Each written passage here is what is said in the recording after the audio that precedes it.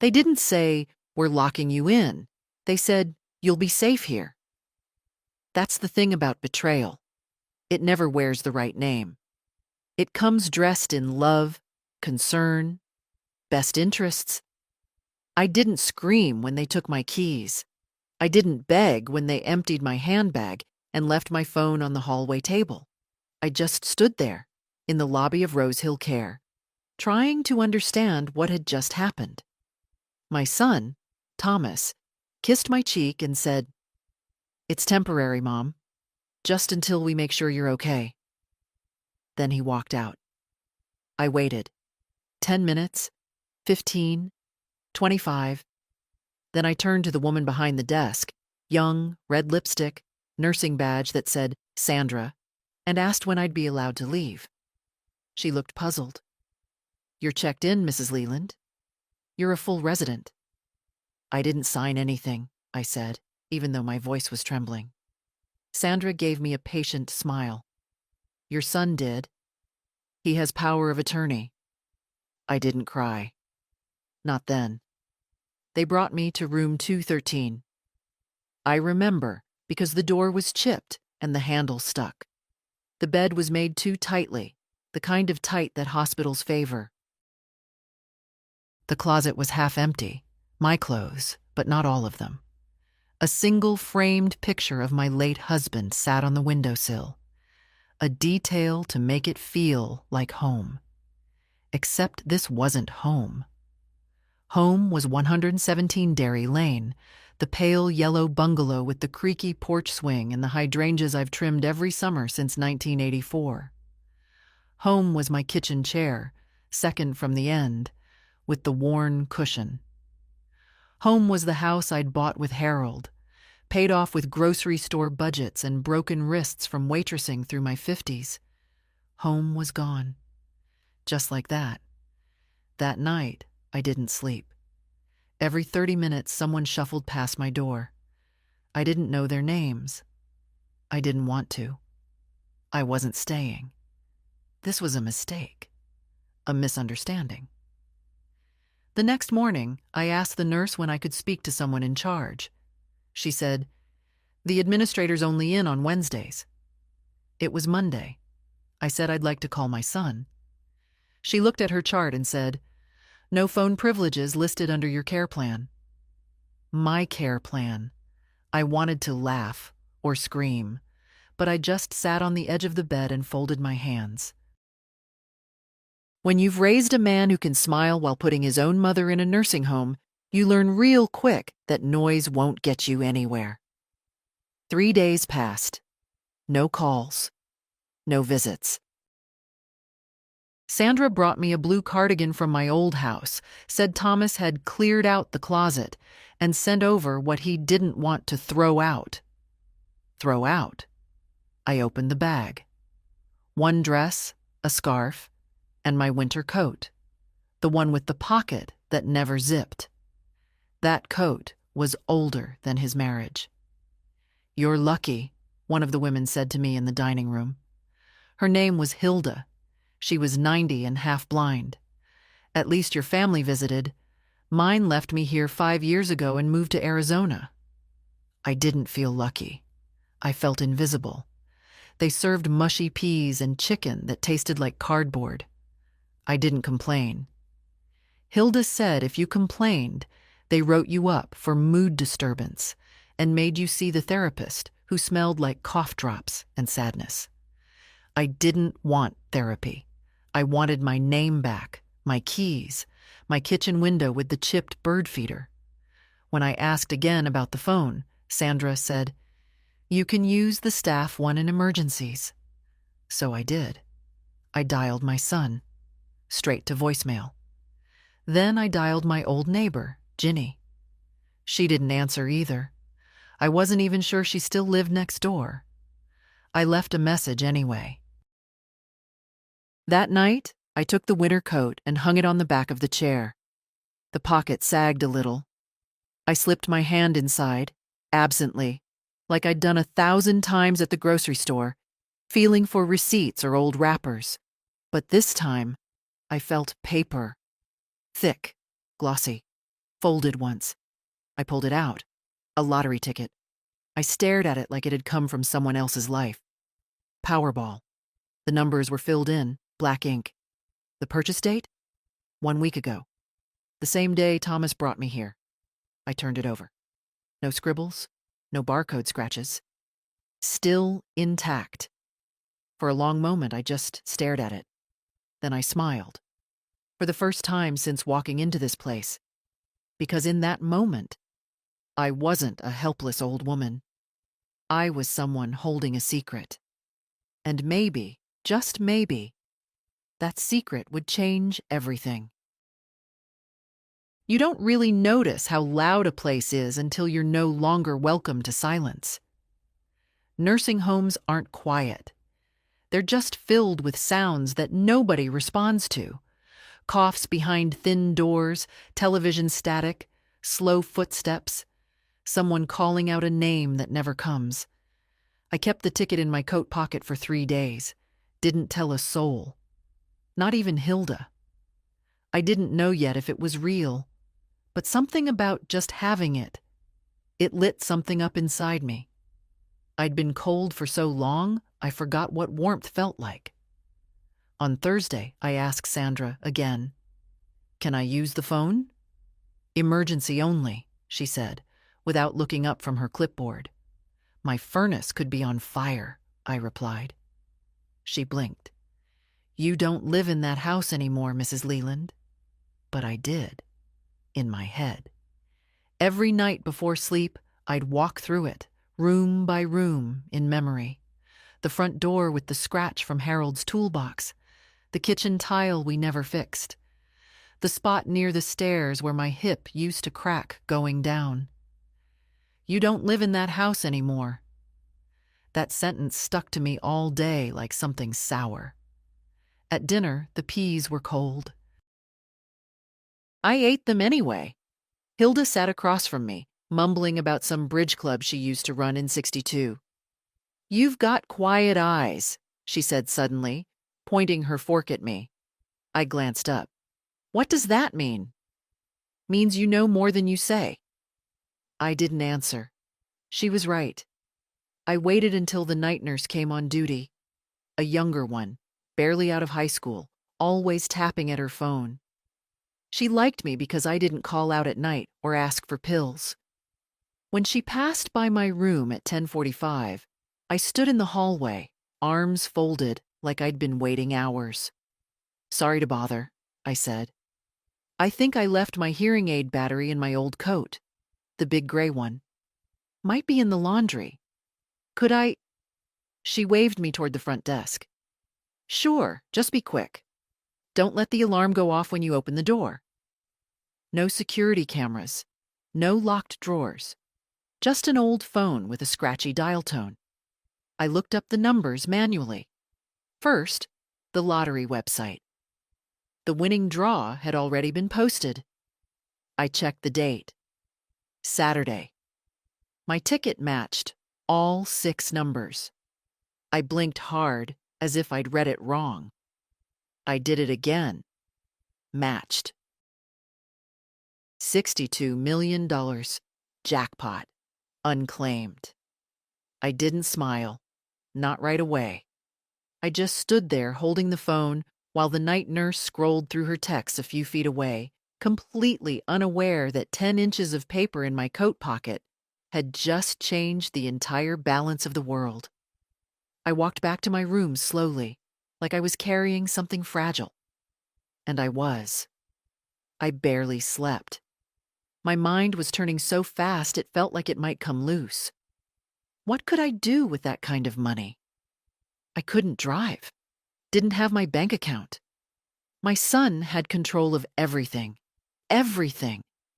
And yet, for the first time in months, I wasn't afraid. I wasn't nothing.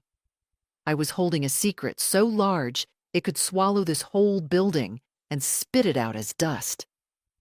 The next morning, Sandra handed me a schedule for group bingo and a craft session. I looked her in the eye and said, "I'd like to speak to a lawyer." She laughed. "What, are you suing someone?"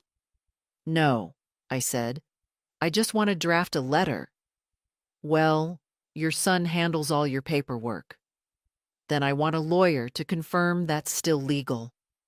She frowned. Mrs. Leland, that's not how this works. It is if you don't want to be reported for financial manipulation of a senior. She stopped smiling. I folded the schedule and slipped it into my pocket. Same pocket as the ticket. Later that day, I called my son again, straight to voicemail. So I left a message. Hi, Thomas. Just wanted to let you know I found something important in my coat. Something you might be interested in. Call me. I didn't say anything else. Let him wonder. That night, I sat with Hilda again. She was telling me about her fourth husband. I wasn't listening. I was thinking about names. Fake names. Trust accounts. Private lawyers. Offshore accounts. Anything I'd ever heard in movies about rich people protecting their wealth from the undeserving. I wasn't rich yet. Not officially. But I wasn't helpless anymore. And that made all the difference. He finally called back. It was Sunday morning, just after the staff rolled in the breakfast trays. Cold oatmeal, soggy toast. I didn't touch it. The phone on the wall rang. Sandra picked it up, then called down the hallway. Mrs. Leland? It's your son. I walked slowly, not because I was tired, because I needed those few seconds to bury the fire in my throat. Hi, Ma, Thomas said when I picked up. His voice sounded cheery, too cheery, like he was performing for an audience. I got your message. Something important, huh? There it was. No, how are you? No, do you need anything? Just straight to the thing he might want to get his hands on. I found a piece of paper, I said evenly. In my coat pocket, from the last time I wore it. There was a pause. What kind of paper?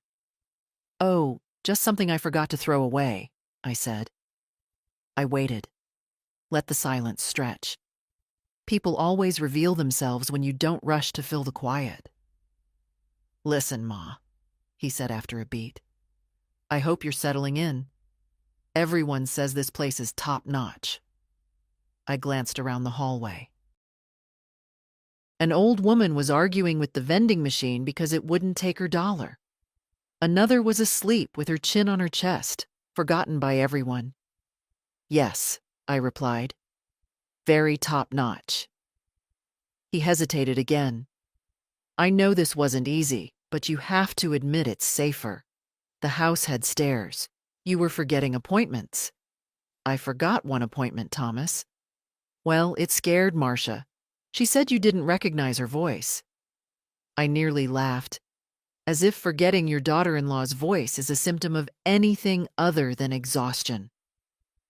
She was yelling, I said. That's why I didn't answer. And frankly, I was tired of being spoken to like a child. He sighed. I don't want to argue, Ma. I just wanted to check in. And about that paper you mentioned? I threw it away, I lied. Didn't seem that important. A beat. Silence. Then, a shift in his voice. The kind people use when they think they're cleverer than you. Well, good. I was worried it might be something you didn't understand. You know, official. I smiled. Not because he was right, because he had no idea how wrong he was.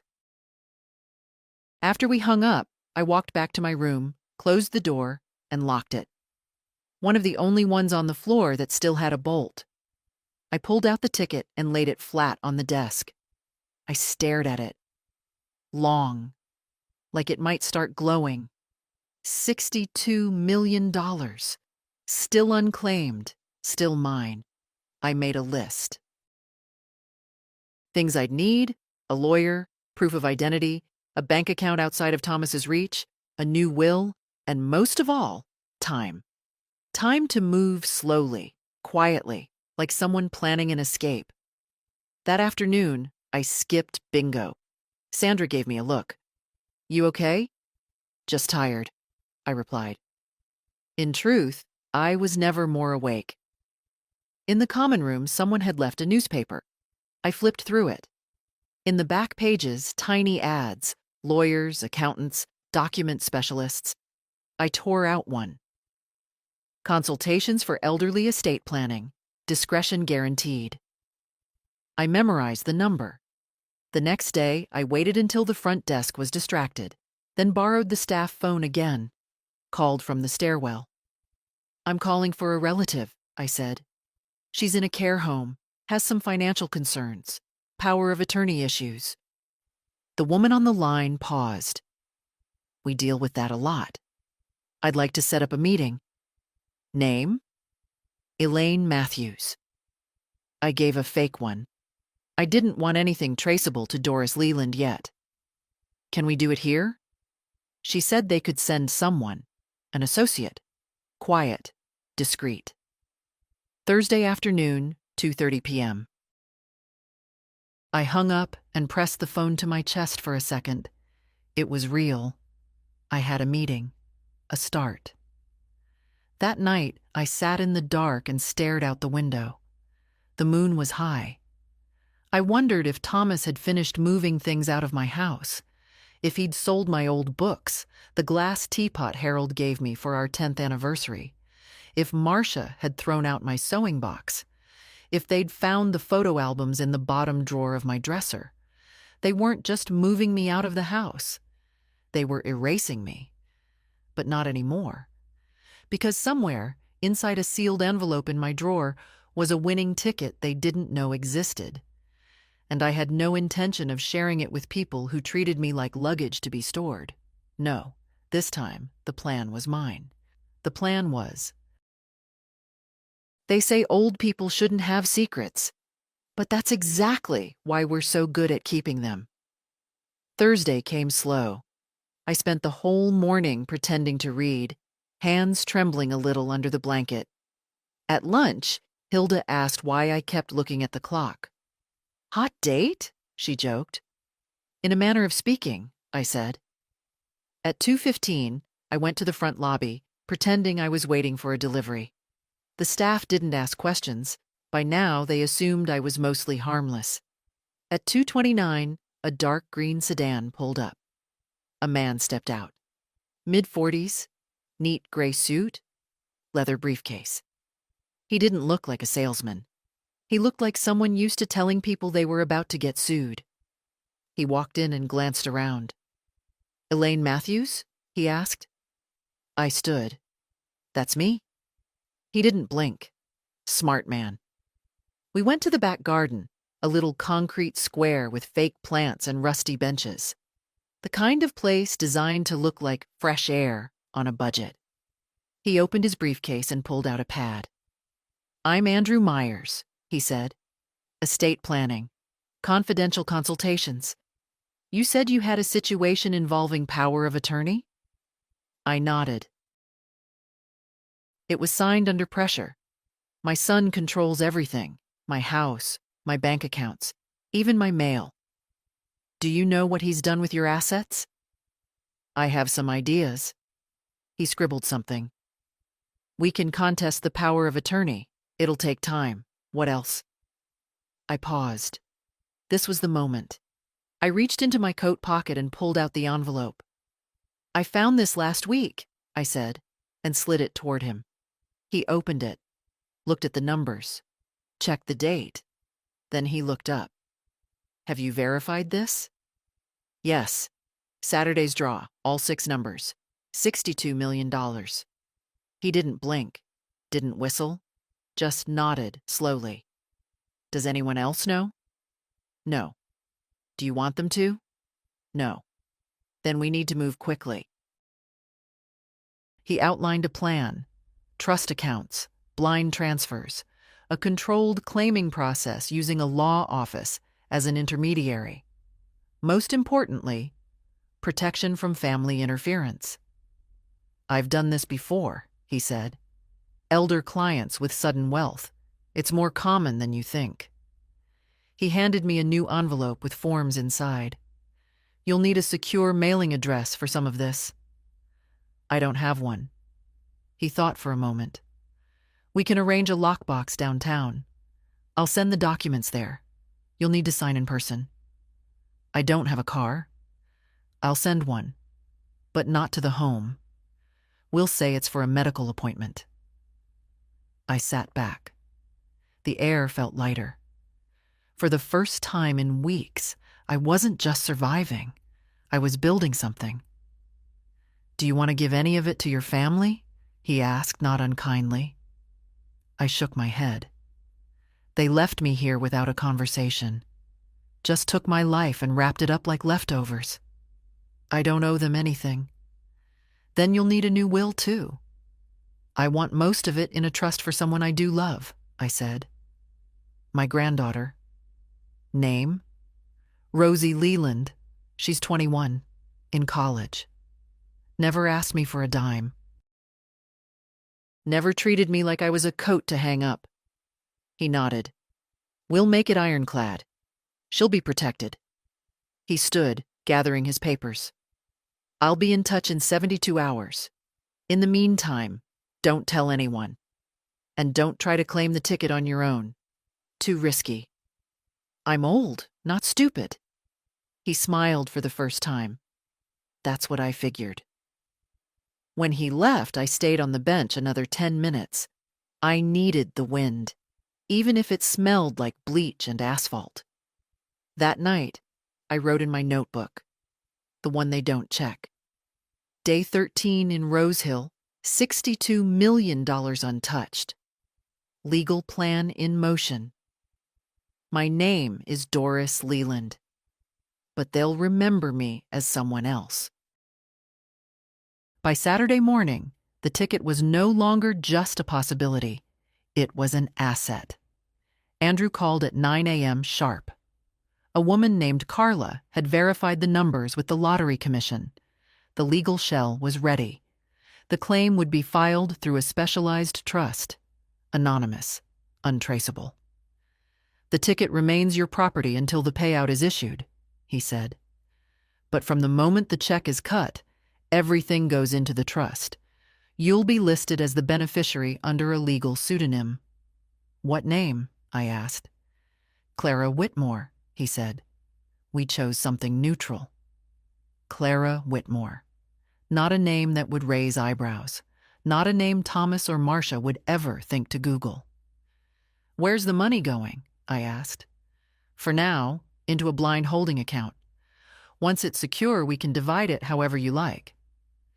I want Rosie's portion locked until she's 30, I said. But with access for education, housing, emergencies. He paused. I've never seen someone be this clear this fast. I've had a lot of time to think lately, I said. What I didn't tell him was that every night, while the others watched TV or dozed through game shows, I sat with my back straight, staring out the window and building a new life in my mind. I knew how many zeros were in 62 million. I knew what it could buy and what it couldn't. It couldn't buy back years of being ignored. It couldn't buy back the time Marcia made fun of my shoes at Easter. Loud enough for Rosie to hear. It couldn't buy back the birthdays Thomas forgot, or the time he didn't show up to Harold's funeral until everyone else had gone. But it could buy freedom, and that was enough. Expect the check to arrive within 3 to 5 business days, Andrew said.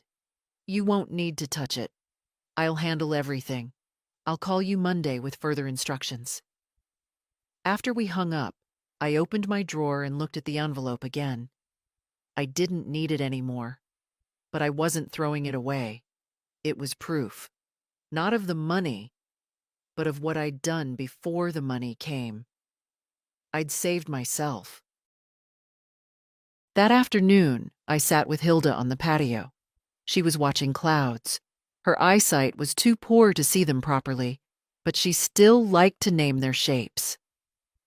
Look at that one, she said, pointing vaguely north. Looks like a lamb or a broken chair. You're not far off, I said. Looks like both. She turned to me, suddenly serious. You're leaving, aren't you? I didn't answer. I can feel it, she said. People like you don't stay in cages. I looked at her. Hilda, who had been stuck in Rosehill for 5 years. Hilda, who gave away her savings to 3 stepchildren who now sent her birthday cards with no return address. I reached over and squeezed her hand. If I go, I said, I'll send you something real. Like what? Like a lawyer with a pen. She laughed, a dry little sound. That would be something. That evening, Rosie called. I wasn't supposed to get personal calls, but the night nurse, same one who'd let me use the phone, had started slipping me a little time after lights out. Grandma, Rosie whispered, Dad says he might sell your car. I nearly dropped the receiver. He what? He said it's sitting in the driveway collecting dust, that it doesn't make sense to keep paying insurance. That's my car, I said. I know. That's why I'm calling. I didn't want you to find out after. My heart tightened. It was an old sedan, nothing special. But Harold had picked it out for me, said it matched my hands, whatever that meant. I'll take care of it, I told her. Don't worry. I just miss you, she said. It feels weird not hearing your voice every day. I miss you too. There was a pause. You sound different. Do I? Stronger, she said. I smiled. I'm getting my legs back under me. After we hung up, I wrote another line in my notebook. Car being sold. Without consent. One more brick in the wall. Then I tucked the notebook under my pillow and went to sleep. I dreamed of oceans and silence and the keys to my own front door. Let them think I'm powerless. That was the first rule I gave myself after I found out I'd won. Never let them see me as anything but the harmless old woman they think they locked away. Let them underestimate me. Let them forget I ever had a name of my own. Because while they were out there redecorating my life, I was building something much quieter and infinitely more dangerous. It's not hard to become invisible in a place like Rosehill. You just have to stop reacting. Don't complain when they forget to bring your mail. Don't flinch when someone takes your seat in the dining hall. Don't raise your voice when Sandra gives your lunch tray to the wrong person. Again, just smile. Be agreeable. They stop looking at you after a while. You become part of the furniture, a coat rack with good posture. And from there, you can see everything. I learned more in 3 days of silence than I ever had in 79 years of conversation. Who steals from the supply closet? Who drinks in the laundry room? Who's sleeping with the night janitor? Who forgets to give out meds and lies about it on the chart? But I didn't write any of it down. No point. I wasn't planning to stay long enough to blow whistles. I just needed cover. Time to wait for Andrew's call. Time to let the trust fill. Time to secure the next phase. In the meantime, I studied my enemies. Sandra, the day nurse, had a voice like a knife and a fondness for calling older women sweetie when she was irritated. I caught her snapping at a man named Clyde for ringing his call bell too many times. You don't need help, you need attention, she said. Clyde hadn't spoken to anyone since, just stared at the wall. The administrator, Mr. Kellerman, had a smile full of teeth but eyes that didn't match. Every Tuesday, he brought around a clipboard asking residents to sign quality surveys that nobody read. I asked him once what happened to the old library room. Budget cuts, he said. 2 weeks later, I saw his name on the list of donors for the new tennis court they were building for the staff. The game here wasn't healing, it was containment, and I was done being contained. That Friday, Thomas finally showed up. I saw his car, My old Camry, in the lot. He'd replaced the bumper sticker that used to say, "Support local libraries," with something that read, "I'm not arguing. I'm just explaining why I'm right." Fitting. He walked in with that same sideways smile he always used when he wanted something. "Hey, Ma," he said, like we'd spoken yesterday. "You look good." I didn't respond. "I was in the neighborhood," he added. "Thought I'd drop off some things. You're still wearing that coat, huh?" "It's warm. You know, I think Marcia boxed up a bunch of your winter stuff. Want me to bring it next time?" I shook my head. He glanced around. "You getting used to it here?" "I'm adjusting." "That's good. That's real good." He scratched the back of his neck. Nervous tick. "You know," he said slowly, "I've been thinking, once the estate stuff clears up, maybe we could get that house listed. Prices are high right now. Could be smart." "My house?" "Well," he shrugged, "it's not like you're using it. I built that house with your father." "Sure, but come on, Ma. It's just sitting there. And the taxes. I paid those taxes for 40 years. There was a pause. His face shifted. I saw the real Thomas flicker through, the one who hated being challenged. "I'm just trying to be practical," he said. I stood. "Thank you for visiting," I said. "But I'm tired now." "Wait, Ma. Don't be like that." I said I'm tired. He stood awkwardly for a second, then leaned in for a hug I didn't return. As he turned to leave, I said, "Oh, one more thing." He stopped. "I found something in my coat pocket."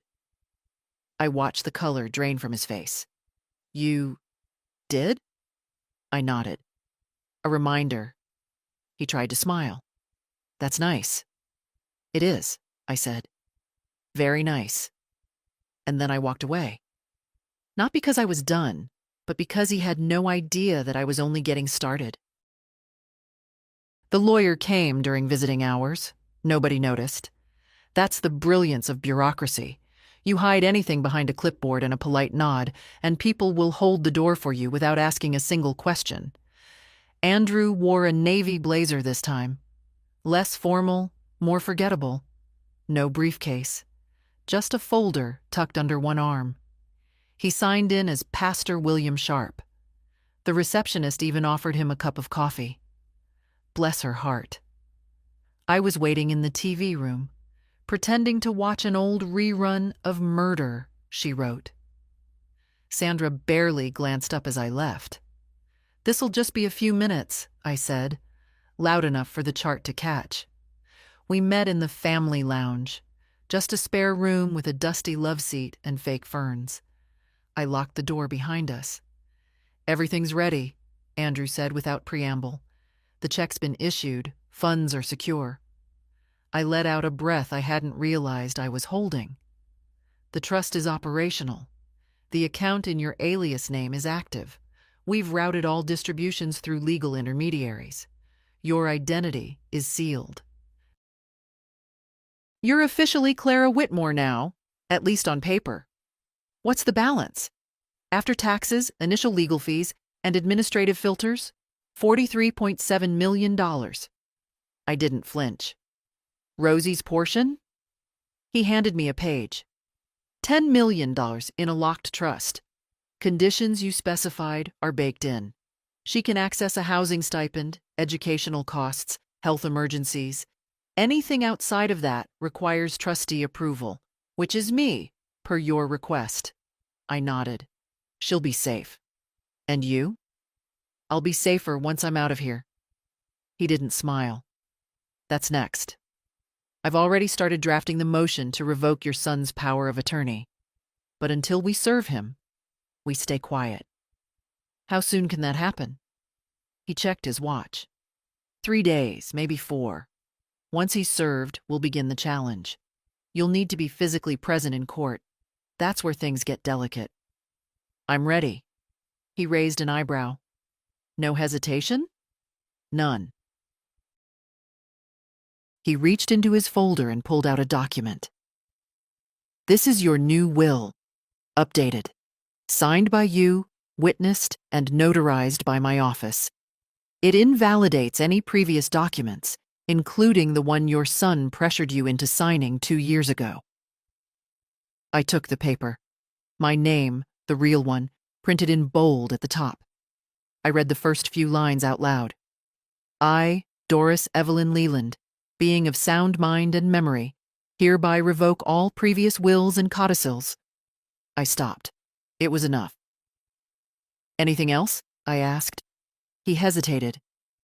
"Just one thing. I had my office do a little background check on Thomas and Marcia." I didn't ask him to, but I wasn't surprised either. "They've already listed your house with a private agent, unofficially, testing the waters, as they say. Photos were taken last week. Marcia posed as your representative. The listing is set to go live Monday." My stomach turned. Not from anger, but from a quiet confirmation. I wasn't crazy. I hadn't misunderstood. They were actively erasing me. "They won't get a cent," I said. "They won't," Andrew agreed, "because by Monday, the court will have an injunction ready. They won't be able to touch your property or your name." I folded the papers and slipped them into my knitting bag. When we stood, he paused. "You know," he said, "most of my clients in this situation are too afraid to act. They just want their money and a place to hide. You're different." "I'm not looking for revenge," I said quietly. "I'm looking for clarity." He nodded. "And after that?" "After that, I disappear." We shook hands and he left through the garden exit. 10 minutes later, Sandra passed me in the hallway. "You're chipper today," she said. "Had a nice visit," I replied. She didn't ask with whom. They never do. That night I wrote in my notebook, "Funds secured, new will signed, power of attorney to be revoked. I am no longer under anyone's hand." Then I tucked the notebook away, turned off the light, and lay in bed in complete silence. For the first time in years, the quiet didn't feel like loneliness. It felt like control. They put Lillian in room 107 because she didn't complain when the heating failed. The others had been transferred to warmer rooms, but Lillian, who could quote entire pages of poetry from memory, simply said, "My breath fogs up the glass. That's enough warmth for me." She was 84, sharp as a razor and dry as salt, a former librarian with a spine straighter than most of the staff. When she spoke, she did it like books had taught her, clearly, without wasted words. I liked her immediately. She'd been at Rose Hill longer than most. 4 years, maybe 5. She didn't attend group sessions, didn't do crafts, never signed up for karaoke, even when Sandra begged. "They never ask themselves why the old stop singing," she told me once. "They just keep handing out microphones." We started having tea together in the rec room. She brought her own bags. "The ones they serve here taste like boiled socks," she said. I didn't argue. I told her my real name on the second afternoon we sat together. "Everyone here calls me Doris," I said. "But outside this place, my name is Clara Whitmore." She blinked once, then said, "Fascinating." I told her about the lawyer, the trust, the ticket. I didn't know why. I'd kept the secret from everyone else, even Rosie. But something about Lillian made me believe she'd carry the weight of it with me, not for me. When I finished, she didn't ask for details. Instead, she poured more tea. "How does it feel?" she asked. "Like I'm holding a loaded weapon in a room full of people who think I'm harmless." She smiled. "Good. Stay that way." From then on, we met every afternoon at 3. I'd bring the crossword. She'd bring her tea. We didn't always talk about the money. Sometimes we talked about her daughter, who hadn't called in 18 months. Sometimes we sat in silence, listening to the radio from the common room next door. One day, she said, "You know what they don't understand about us?" "What?" "We've had lives. Real ones. People think we were born old, that we existed just to give birth to them, lend them money, and disappear quietly into padded furniture.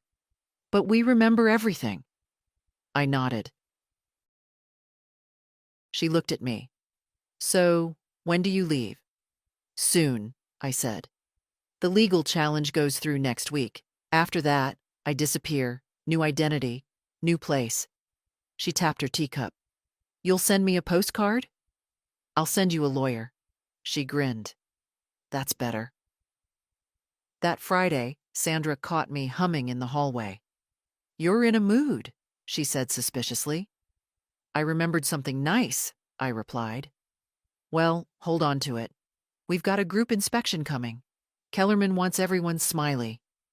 "I'll give them a smile," I said. "Right after they fix the heating in room 107.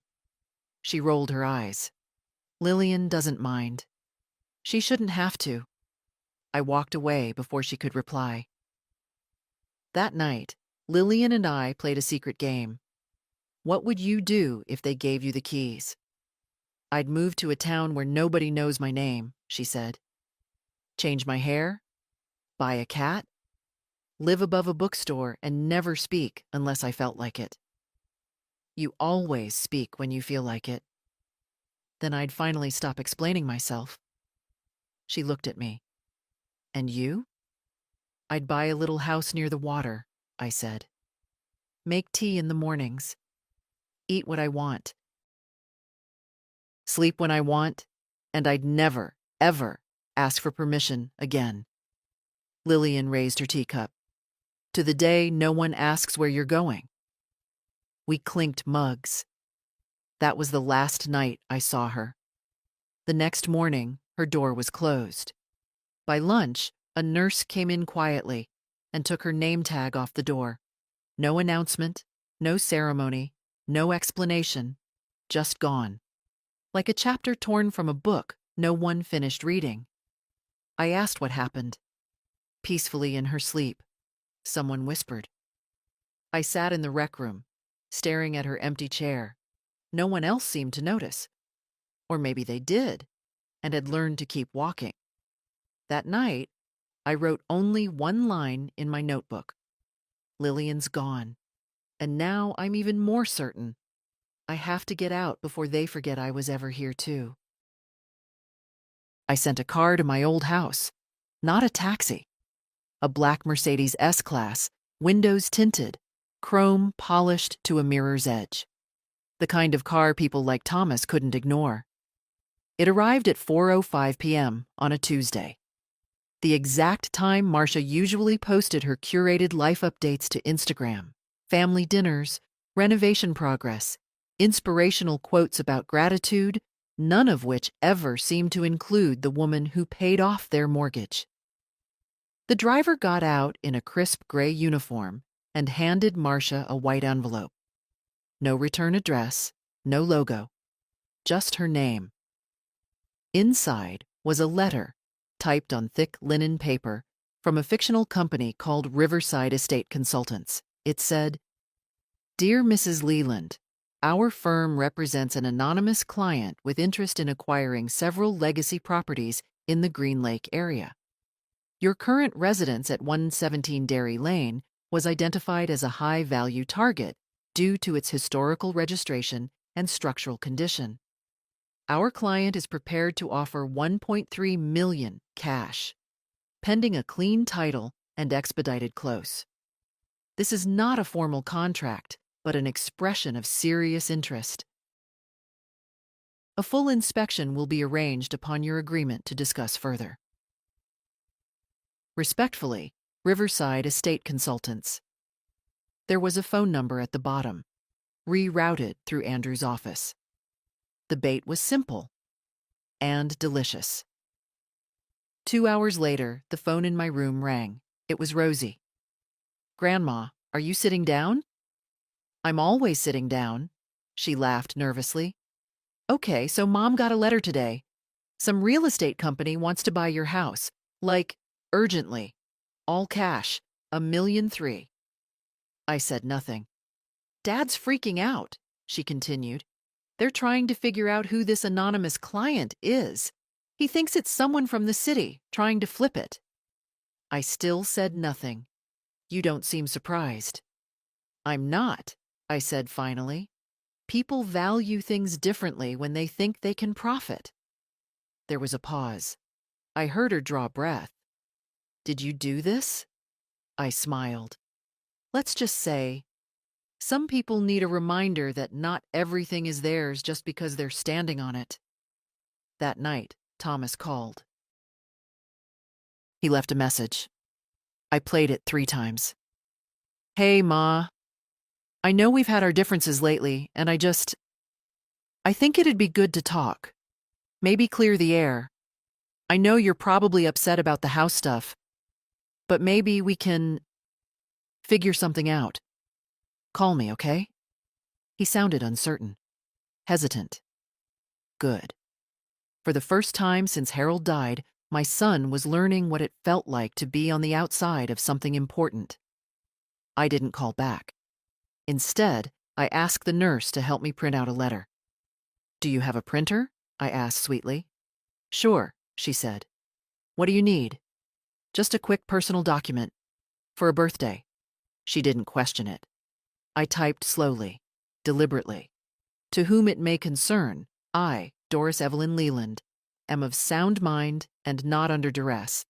I have not authorized the sale of 117 Dairy Lane to any party. Any representations made by third parties acting on my behalf are false and subject to legal dispute. All inquiries regarding this property must be directed to my legal representative. Signed, DEL. I folded it, placed it in an envelope, addressed it to the fictional Riverside estate consultants. Then I slipped it into my drawer, where I kept the real documents, the ones that mattered. This one was just theater. But sometimes, theater is the only way to make the audience finally pay attention.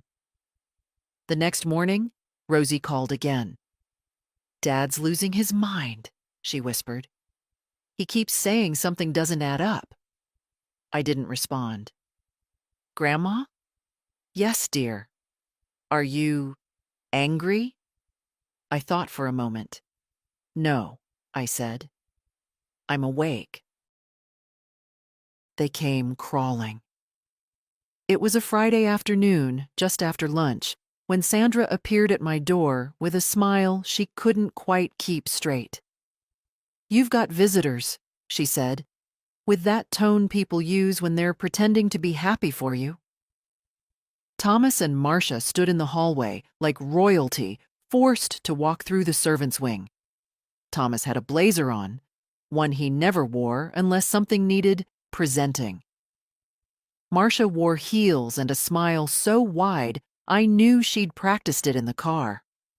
Mom, he said, stepping forward like we'd spoken yesterday. Look at you. You look great. Do I? Of course you do, Marcia chimed in. So elegant. I love that scarf. It wasn't a scarf.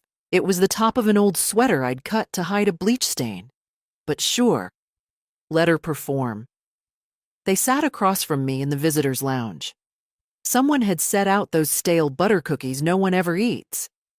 Thomas crossed his legs, cleared his throat. I just want to start by saying we've been thinking about you a lot. I nodded. We realize we maybe moved too fast. You know, with the house. And the transition here. Transition. As if being locked in a nursing home was the natural next phase after buying 2 cans of soup in the wrong aisle. Marcia leaned in. We just want what's best for you. You've made that very clear, I said. They exchanged glances. Thomas tried again. Look, about that letter, the one about the house. You didn't mention anything about wanting to sell. Because I don't. Right, he said quickly. That's fine. Totally fine. We're just trying to understand who might have. I didn't ask for it, I said. But I wasn't surprised. Marcia shifted in her seat. Still, it's not a great time to keep it empty. The market's unpredictable and I'm not dead, I said. They both froze. Marcia tried to laugh. Oh gosh, of course not. I'm not dead, I repeated. And this is still my life. There was a long silence. Thomas finally said, "No one's saying otherwise. But you acted otherwise. When you emptied my closets, when you cut off my bank access, when you signed my name to things I never read, when you sold the piano." That last part landed. I saw it. He hadn't expected me to know about the piano. I leaned forward, voice steady. You thought I'd go quietly. You thought I'd be grateful. You thought a tidy room and a bowl of soft peas was all I needed. Thomas opened his mouth, closed it again. Marcia smoothed her dress. We didn't mean to hurt you. Of course not, I said. You were too busy helping yourselves. She flinched. Thomas stood. Okay, Mom. We don't have to do this right now. We just came to say hi. To check on you. Maybe bring some things from the house if you want. Bring the car, I said. He blinked. My car. The one you said you were thinking of selling. Bring it back. It's in use. We needed it. It's registered to me. He tried to smile. Technically, yes. Then technically, it's theft. Marcia stood too. Maybe this was a mistake. I looked up at her. Not on my part. They left 10 minutes later, rattled, but trying not to show it. Sandra watched them walk past the front desk, all polite nods and tight smiles. Then she turned to me. Family visits always so cheerful? Only when they're trying to hide something, I said. That evening, I sat by the window and watched the wind move through the trees like it had something urgent to say. I didn't move, didn't smile, didn't feel victorious. Just ready. One more thread had been pulled. The unraveling had begun. He came alone the next time. No Marcia. No pretense. Just Thomas, holding a paper bag with something warm inside and a look on his face like he was walking into a courtroom, not a care facility. Brought you your favorite, he said, lifting the bag. Liver and onions from that diner you like. I let him place it on the table. Didn't touch it. He sat across from me again. This time, no blazer. Just that green pullover he used to wear in college, the one that made his eyes look softer than they really were. I've been thinking about what you said, he began. I said nothing. You're right. About a lot of things. About the house. The way we handled things. I raised an eyebrow. Handled. He nodded slowly.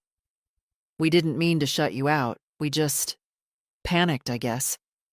After the doctor said there were memory issues and that thing with the stove. I didn't forget the stove, I said. The knob was broken, and the memory issues were fatigue from grief. He looked down. We made decisions we thought were smart. No, I said. You made decisions that were convenient. For you. He swallowed. I guess that's fair. We sat in silence for a long moment. He shifted in his seat, hands clasped between his knees like a schoolboy waiting to be punished. Mom, he said, what did you mean when you said you found something in your coat? Ah, there it was. I waited. Let the question float in the air like a feather he hoped would land softly. I mean exactly what I said, I replied. You found something important? I met his eyes. For once, I didn't blink. I found a reminder that what's mine is still mine, that I haven't disappeared, that I still have a name and choices. And teeth. He gave a nervous laugh. Teeth? Metaphorical, I said. He nodded. Okay. There was something in his face. Not guilt, not quite. Something closer to confusion. As if the script he'd written for me was no longer working and he didn't know how to improvise. Do you need anything? He asked. Money? Clothes? I know we packed fast. I don't need a thing, I said. Everything I need is already in motion. That one hit him. I saw it. A flicker of something behind the eyes. Fear, maybe. Or suspicion. He cleared his throat. You've always been strong, Mom. But if you ever need help, I'm still... You're not, I said quietly. Not anymore. He looked away. Then, as if remembering something rehearsed, added, Marcia wants to apologize too. She didn't mean to be... forceful. She meant to win, I said. She just didn't expect me to get back up. Thomas stood. The bag of liver and onions still sat on the table between us, cooling. I'll leave that here, he said. Give it to Hilda, I replied. She still eats like she believes in miracles. He hesitated. Are we okay? I tilted my head slightly, thought about that word. Okay. It's what people say when they want to skip the consequences.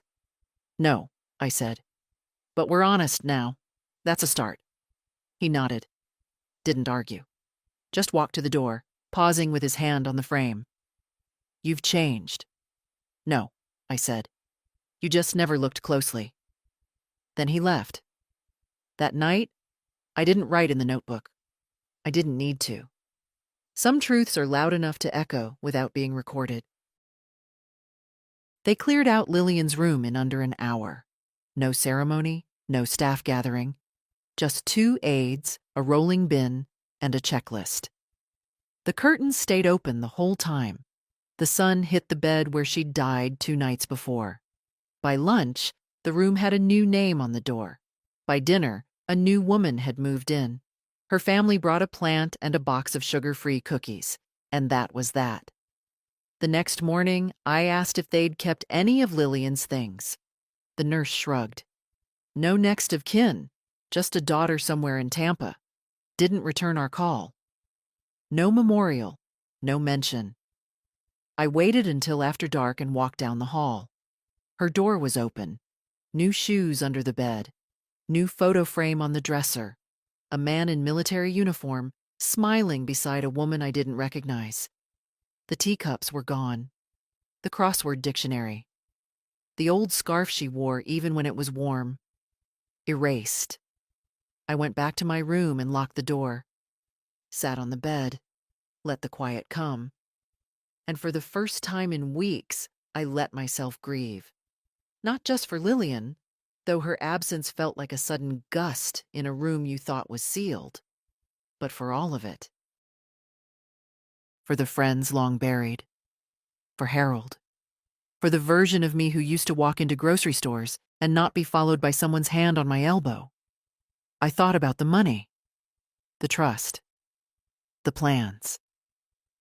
And I realized I hadn't once asked myself what I wanted.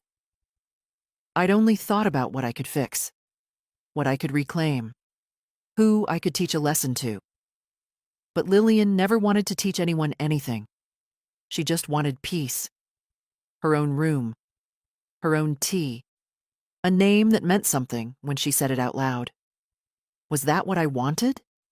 Was I building a future or just dressing up the ruins? The next morning, I made a list. Things I no longer needed. Revenge. The last word.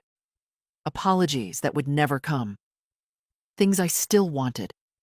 A window I could open without permission. My own spoon. My own mug. My own key. Quiet. Not the kind that feels like abandonment, but the kind that feels like choice. I canceled the call I'd scheduled with Andrew. Postponed it a week. I needed to sit with these thoughts a little longer. Let them settle into something real. That afternoon, Sandra asked me if I wanted to join a new group activity. Painting, she said.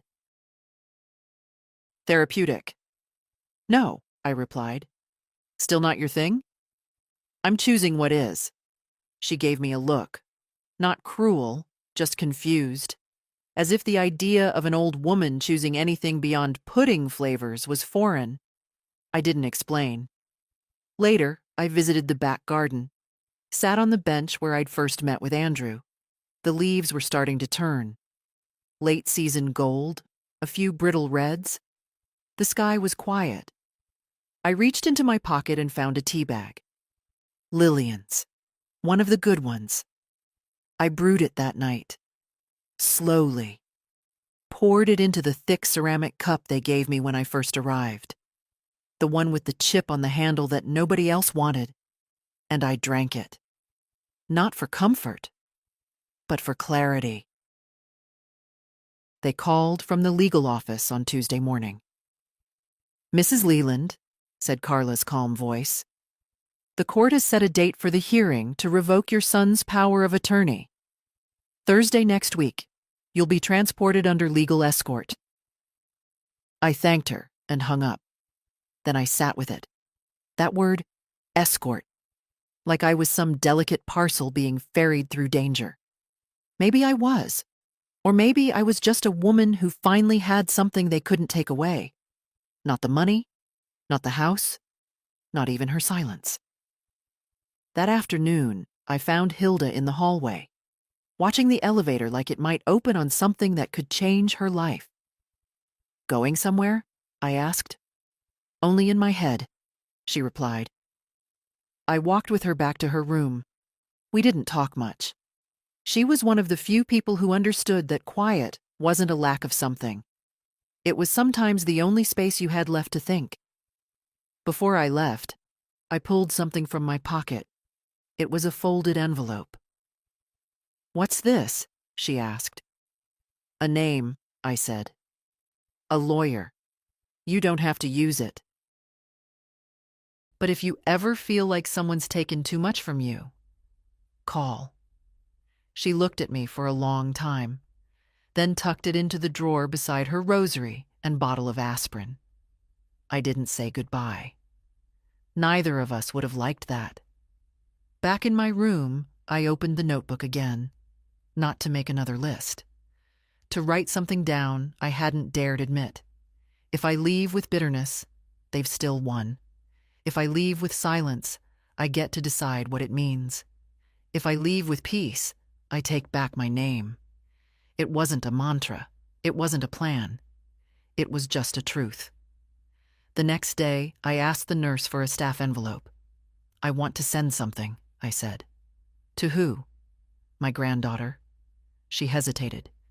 You can call her, you know. I want her to have this on paper. She brought the envelope. I wrote Rosie's name across the front. Inside, I put 3 things. A copy of the trust document with her name on it. A photo of me and Harold standing in front of our first house in 1963. A letter. Handwritten. 4 pages. I didn't reread it. Some words don't need editing when they come from the core. I sealed it and gave it to the nurse. Mail it today, I said. Not tomorrow, today. Okay, she replied, curious. But she didn't ask. That night, Thomas called again. Voicemail. Again. His voice was smaller now. Hey, Ma, just checking in. I know I haven't handled everything right. I guess I'm still figuring things out. Call me when you can. He didn't say, I love you. Not even at the end. I didn't call back. Instead, I opened the last drawer of my little dresser. Inside was the original lottery ticket. The paper had faded slightly, the edges soft from handling. I held it for a while. Then I tore it in half, then in half again, and again, until all that remained were small squares that looked like snow. I dropped them into the waste bin without ceremony. Not because I regretted it, because I didn't need it anymore. The money was real. The trust was real. But the ticket? That had only ever been a door. And I was already on the other side. The courtroom was small, not like the ones on television. No grand wooden benches or cameras waiting outside. Just a few rows of seats, a table with mismatched microphones, and a judge who looked like she'd seen too many people lie and too few tell the truth. I sat in the front, beside Andrew. My hands were steady. My coat was clean. My shoes were the ones Rosie gave me for Christmas 3 years ago. I'd kept them in a shoebox marked "for better days." This counted. Thomas sat across the aisle, lips pressed together like he wanted to say something but couldn't find the right tone. Good. Let him search. Marcia wasn't there. Probably advised to stay away. Probably smart. Andrew leaned toward me. Stay quiet unless they address you. You don't need to defend anything. That's my job. I nodded. The hearing wasn't long. 36 minutes, all told.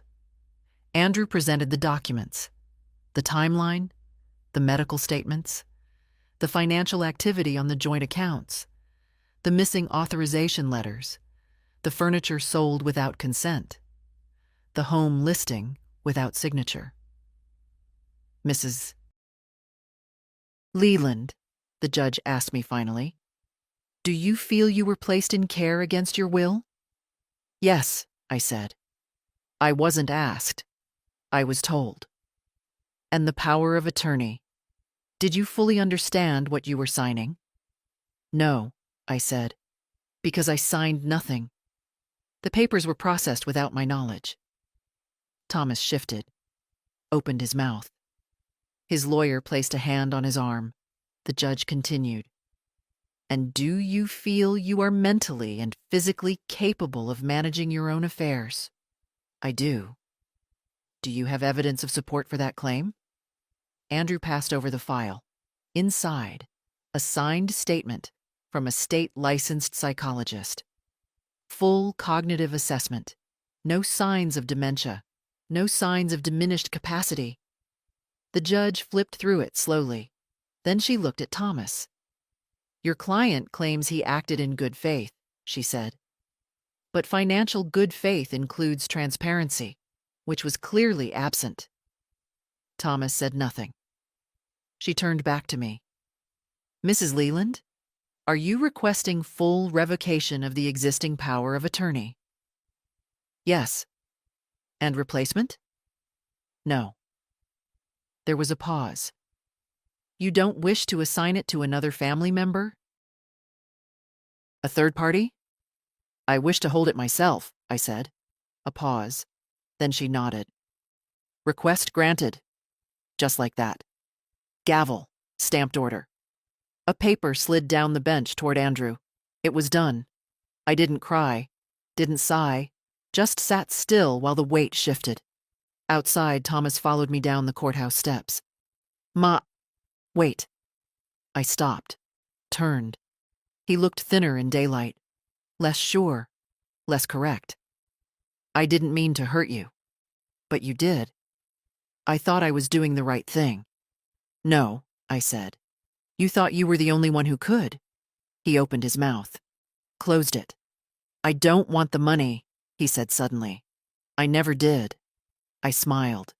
That's good, I said, because now you'll never touch it.